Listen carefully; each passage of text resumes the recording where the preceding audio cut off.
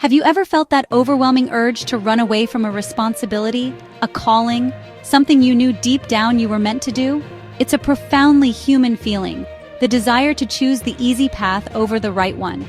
The ancient story of Jonah is a powerful exploration of this very struggle.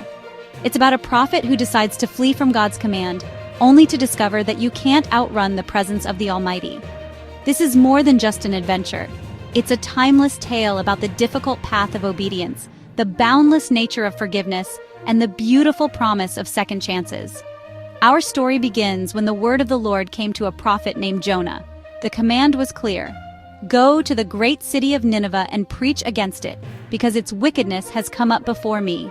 But this was Nineveh, the capital of the ruthless Assyrian Empire, the sworn enemies of Jonah's people. To Jonah, they were a cruel and violent nation, completely outside the scope of God's grace. Filled with resentment and perhaps fear, he judged them as irredeemable, utterly unworthy of a divine warning, let alone the chance for God's mercy. So instead of obeying, Jonah made a defiant choice. He decided to run away from God's mission. He traveled to the port city of Joppa, where he found a ship headed for Tarshish, a distant port at the edge of the known world, in the complete opposite direction of Nineveh. It was the perfect escape.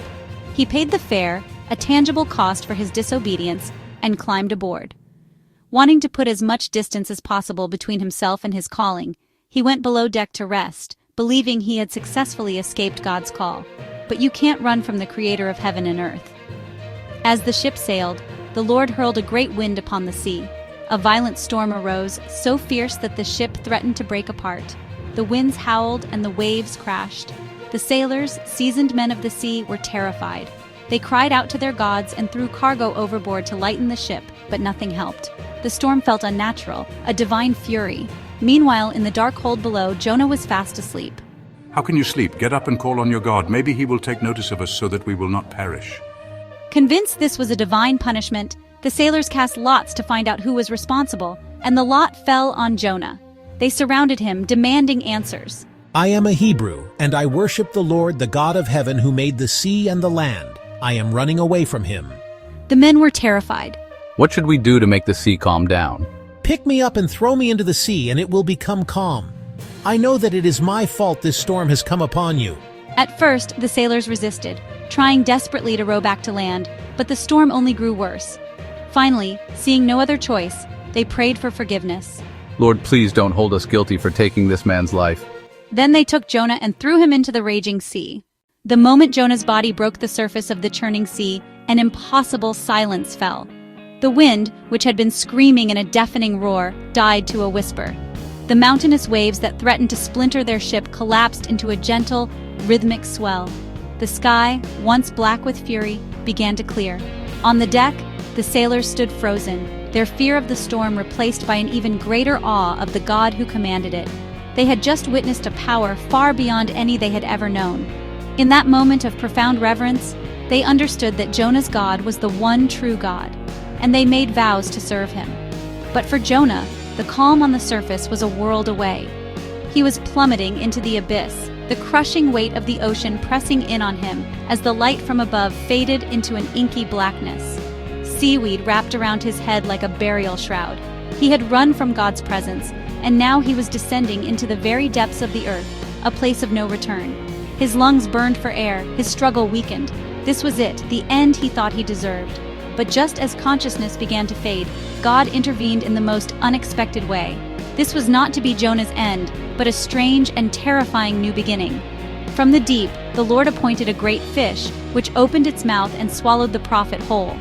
Suddenly, the crushing pressure was gone, replaced by a slimy, cavernous darkness. Jonah was alive, breathing in the foul, damp air inside the belly of the beast. He was saved from drowning, but now he was a prisoner in a living tomb. For 3 days and 3 nights, a period echoing the darkness of the grave, Jonah sat in this suffocating blackness with nothing but the gurgling of the creature's insides and the weight of his own disobedience. In that profound isolation, stripped of everything, Jonah finally did what he should have done from the start. He stopped running and turned back to God. His prayer wasn't a plea for escape, but a confession of faith from the most hopeless place imaginable. He said, "In my distress I called to the Lord, and he answered me.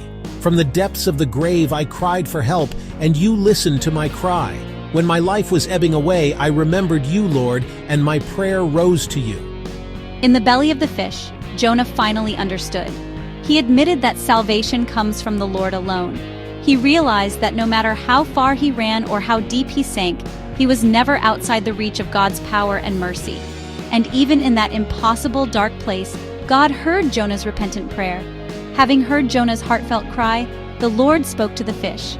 With a great heave, the creature swam toward the shore and obeyed, vomiting the prophet onto dry land. Imagine the shock, from the dark, foul-smelling gut of a sea monster to the bright sunlit sand. Jonah lay there, gasping for fresh air, his body weak. He was covered in seaweed and slime, but he was alive. He was free. He stood unsteadily, looking out at the vast sea that had almost been his grave, and he knew, with every fiber of his being, that God had given him a second chance. Jonah's journey into the deep was a powerful lesson, one that resonates with us even today.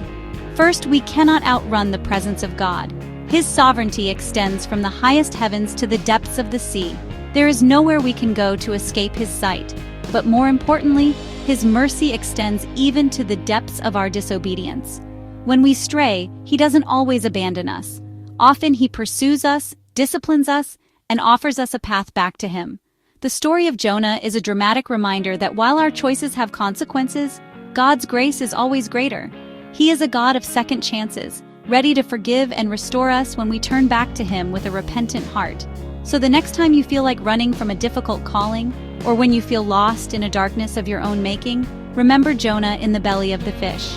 Remember that no place is too dark, and no failure is too great for God's redeeming love to find you.